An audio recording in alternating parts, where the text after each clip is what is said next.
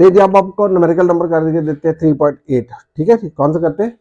Numerical number 3.8, ठीक है। बहुत आसान है, लिखा हुआ है how much time is required, very important. आप इसको क्या लिख सकते हो?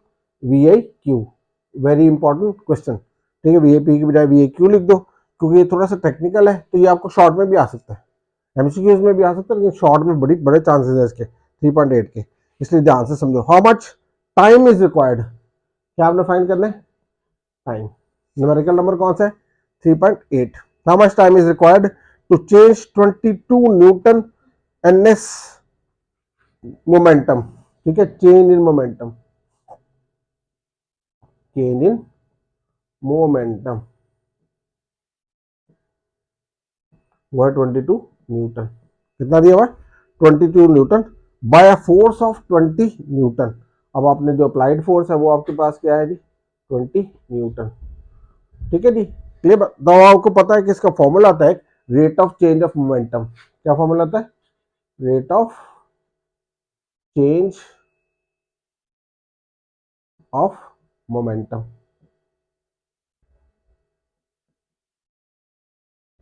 ठीक है। नहीं पता ना आपको rate of change of momentum, और उसका फॉर्मूला क्या था आपके पास? अच्छा जी, इधर एक और चीज दी थी, how much time is required to change 20 NS momentum, ठीक है। तो चेंज इन मोमेंटम क्या था? 22, ठीक है। मैं लिखा हुआ है रिक्वायर्ड चेंज 22 NS, ठीक है। NS को लगाया जी मैंने, चलो NS, ठीक है, momentum by this force of, कितना था? Force of 20 newton. अब मैंने आपको बोला क्या जी? Rate of change of momentum. आपने पीछे जो चैप्टर है उसमें पढ़ा भी होगा, उसमें क्या था जी?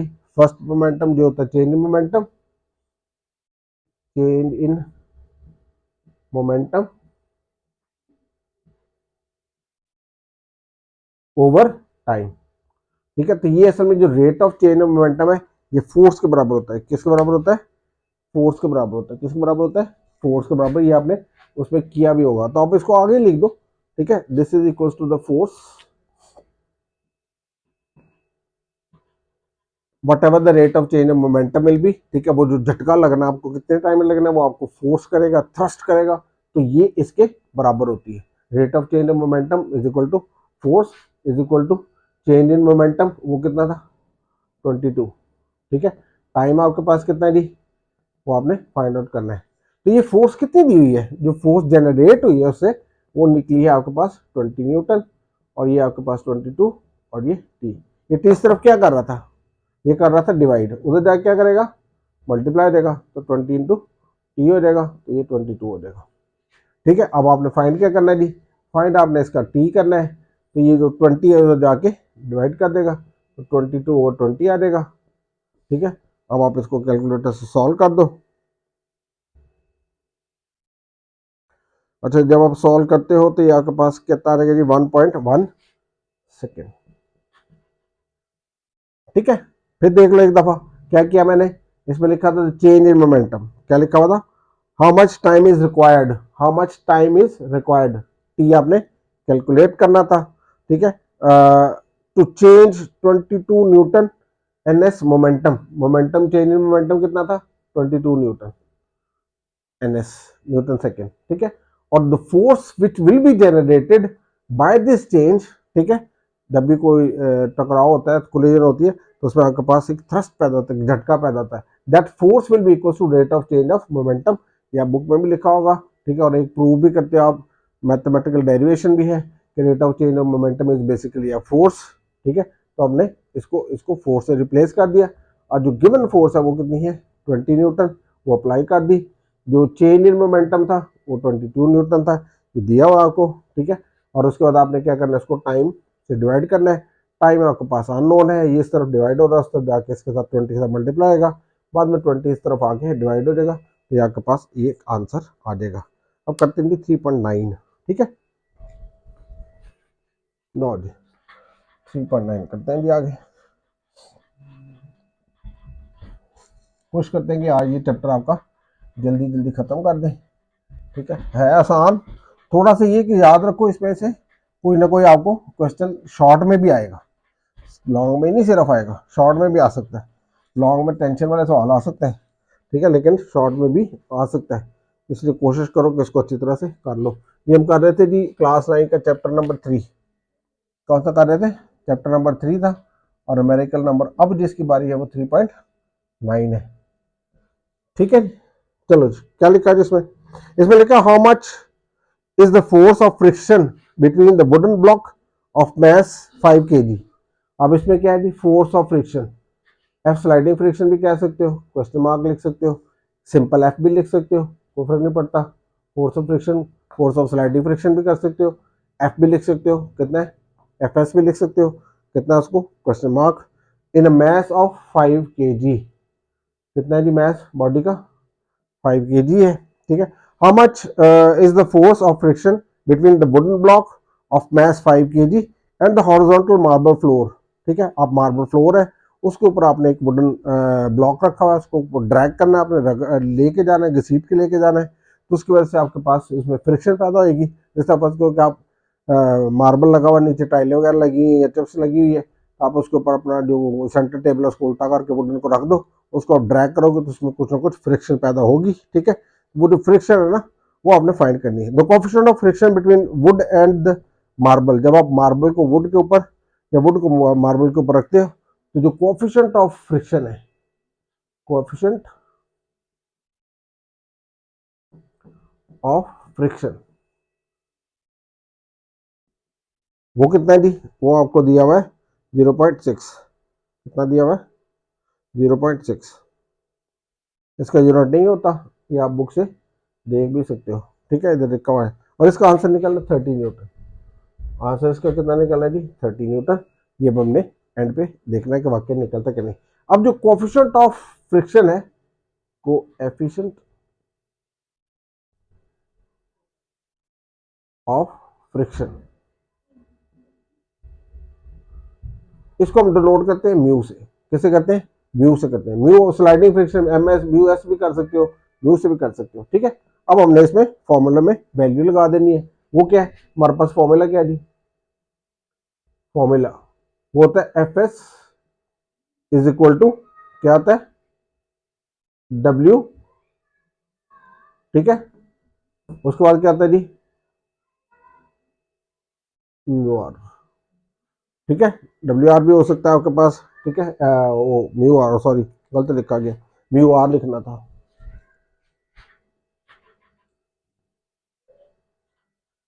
क्या लिखना था? इसको बेसिकली आपको लिखना चाहिए mu R, coefficient friction into R. What is R? ठीक है, आर होता क्या है? S W weight is equal to R. जैसे फर्ज करो कि मैंने आपके पास क्या रखा जी? मैंने जो चेयर है ना उस पर रख दी एक फिजिक्स की बुक या टेबल पे फिजिक्स की बुक रख दी, तो जो वेट नीचे को एक्ट कर रहा है वो बुक का वेट है, फिजिक्स बुक जो है, जो टेबल को नीचे को प्रेस कर रही है। प्लस रिएक्शन क्या आता है? नॉर्मल रिएक्शन क्या आता है? तो जाहिर बात है टेबल भी उसको अपवर्ड फ्रैक्शन अपवर्ड पुश करेगा। जो न्यूटन का थर्ड लॉ ऑफ मोशन है उसमें क्या है कि जब आप कोई भी चीज एक्शन करती है तो उतना ही रिएक्शन होता है अपोजिट डायरेक्शन में। तो when the weight of the book was pushing the table down with the same force, the table surface was pushing it upwards, so that is called normal reaction R. इसलिए इसको are लिख सकते हैं। ठीक है जी, ये बात। तो म्यूएस आर लिख सकते हो। म्यूएस का मतलब क्या है? स्लाइडिंग फ्रिक्शन का कोएफिशिएंट। अब ये बेसिकली होता है क्या है? ये होता है एम जी। क्या आता है? M G. और जी की वैल्यू आपके पास क्या आती है? वो होती है 10 metre per second square.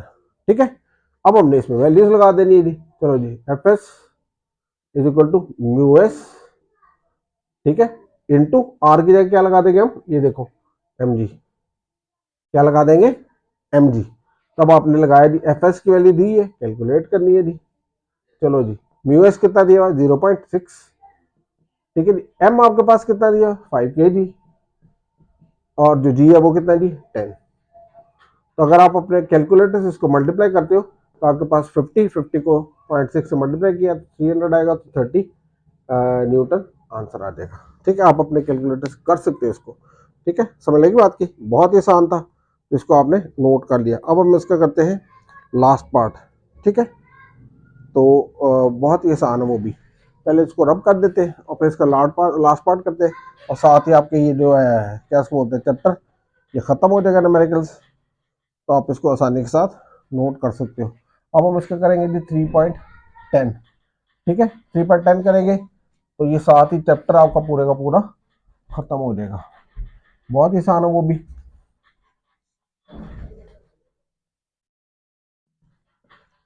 Lens, इसका न्यूमेरिकल नंबर है 3.10, लास्ट न्यूमेरिकल है इसका, न्यूमेरिकल नंबर 3.10।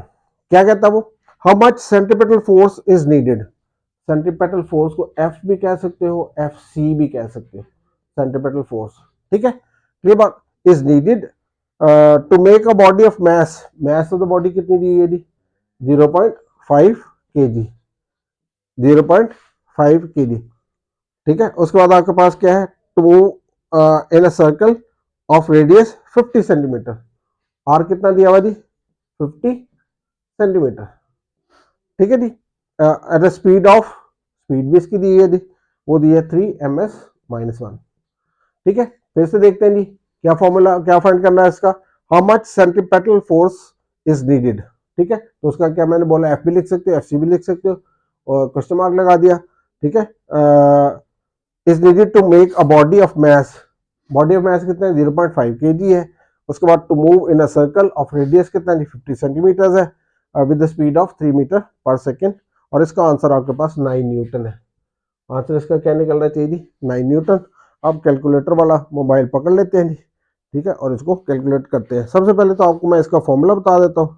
जो इसका फॉर्मूला है वो बहुत ही आसान है। ठीक है, वो है आपके पास एफ इज इक्वल टू, ये एफ सी, ये F is equal to F C is equal to M V square over R. क्या आता है सेंटीमीटर फोर्स का formula? M V square over R. M की वैल्यू दी है, दी हुई है, वी की वैल्यू दी है, दी हुई है, आर की वैल्यू दी है, लेकिन किस में दी है? सेंटीमीटर में। मैंने इसको किस में कन्वर्ट करना है? मीटर्स में। तो क्या करेंगे? 50 को डिवाइड कर देंगे 100 से, तो 0.5 आ जाएगी। ठीक है, मीटर। उसके बाद हम इसमें फॉर्मूले में वैल्यू लगा देंगे। फॉर्मूला हमारे पास क्या है जी? फॉर्मूला है F is equal to F C is equal to M V square over R. ठीक है, चले वैल्यू लगाए। एफ सी आपने फाइंड करना है। एम की वैल्यू क्या है? 0.5। वी का 3 का स्क्वायर कर देंगे जी, ओवर आर कितना जी? 0.5। लो जी, ये तो बहुत ही आसान निकल आया। ये देखो F C is equal to क्या हो गया? ये इससे खत्म हो गया, तो 3 का स्क्वायर 9 न्यूटन आंसर निकल आया, विच इज ओके। ठीक है, बहुत ही आसान था ये तो। ठीक है, तो क्या इसमें किया आपने? ये तो कैलकुलेटर की जरूरत ही नहीं पड़ी। इसमें दिया था कि सेंटीमीटर फोर्स आपने फाइंड करनी है। ठीक है, मैस 0.5 है, रेडियस 50 सेंटीमीटर है। हमने इसको 50 को डिवाइड किया 100 से, तो सेंटीमीटर को कन्वर्ट कर दिया मीटर। याद रखो इधर सेंटीमीटर लिखा हुआ है, इधर जब डिवाइड करोगे तो आपने मीटर लिखना है लाजमी। ठीक है, उसका वी क्या है? 3 मीटर पर सेकेंड है वेलोसिटी इसकी। फॉर्मूला क्या है? F C equal to M square over R. इसमें हमने वैल्यूज रखना शुरू कर दी। एफ की वैल्यू कितनी थी? एफ की वैल्यू अपने फाइंड करनी है जी। ठीक है जी। एम की वैल्यू कितनी थी? एम की वैल्यू 0.5 थी। ठीक है, वी की वैल्यू कितनी थी जी? 3, 3 का स्क्वायर कर देंगे क्योंकि वी स्क्वायर लिखा हुआ है। उसके बाद आर की वैल्यू कितनी थी? जब आपने कन्वर्ट किया तो 0.5 थी। 0.5 से 0.5 कैंसिल हो गया, तो आपके पास 9 आ गया, जो कि बुक में दिया हुआ है। ठीक है, तो आप इसको अच्छी तरह से नोट कर लो और कोशिश करो कि इसको प्रैक्टिस करो। अगर आप को समझ नहीं लगती तो आप रिपीट करके जो भी क्या इसको बोलते हैं वीडियो है उसको देख सकते हो। प्लस एक और बात याद रखो, चैनल को सब्सक्राइब कर दो ताकि आपके पास जल्दी जल्दी वीडियोस पहुंचे। याद रखो सब्सक्राइब करने में आपका तो पैसा नहीं जाता, पाकिस्तान में पैसे आते हैं।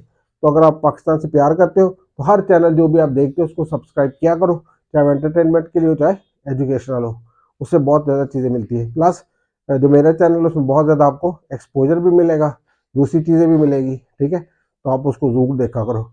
इसके अलावा जो अच्छे अच्छे थॉट्स हैं, जो अच्छी अच्छी मोटिवेशनल टॉक्स है, वो भी देखा करो। जिस तरह टिट फॉर टैट आप देखो, आपको बड़ा फायदा होगा। ठीक है, हाउ टू मेक जो कनेक्शन विद गॉड भी लिखा उसमें बोला हुआ है। ठीक है, तो आप अच्छी तरह से वीडियोस की देखो। प्लस मुख्तलिफ इलाकों की जो क्या उसको कहना चाहिए विजिट्स हैं, वो भी इसके अंदर मौजूद है, अब देखा करो। Thank you, God bless you. फिर कहता हूँ पढ़ाई करनी है, मेहनत करनी है। Thank you, God bless.